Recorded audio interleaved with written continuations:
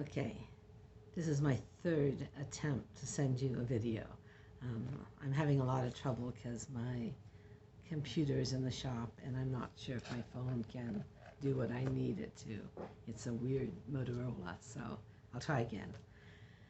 So, in British literature, you are responsible now to have read and studied up to page 13, and then page 23 and 24 about language.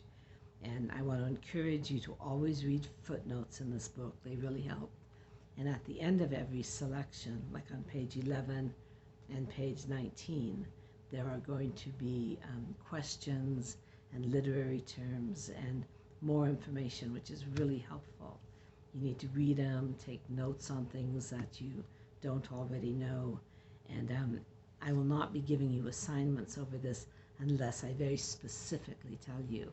Like I had sent home one page, kind of a preview of this 3 weeks, and it mentioned reading through these, but I didn't clarify. Those were really my personal notes for what I wanted to cover.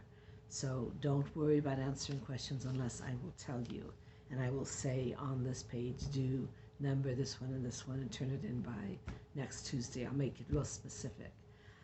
So yesterday I started Beowulf, and today we read a little bit more.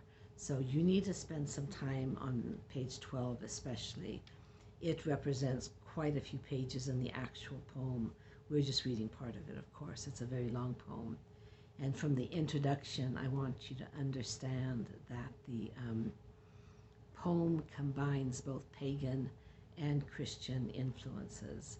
And probably the Christian influences were added later when monks transcribed it. It had been an oral poem and probably all pagan.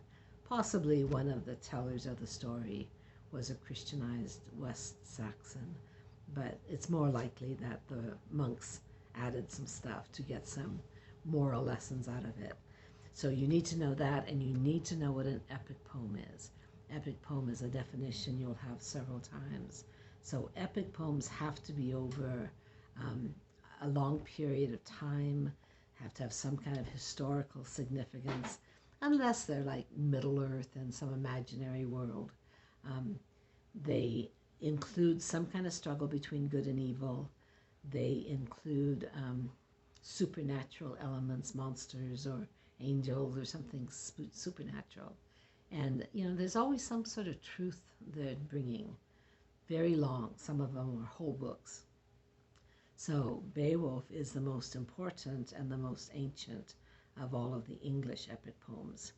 And then at the bottom of the page, it tells about this place that had a kingdom, and the king, whose name was Hrothgar, was a descendant of a child that had been floated to this place in a boat, grew up to become king, and then his descendants ruled after him. And he has gathered his warriors, the people of his village, into a winter retreat in what's called a mead hall. And mead halls are just big forts where people spend the cold weather together and drink a lot of mead. And mead is just a hot, spicy wine.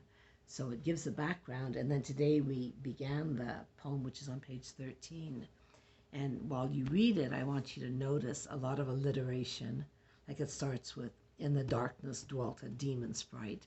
3 words start with D. That's alliteration.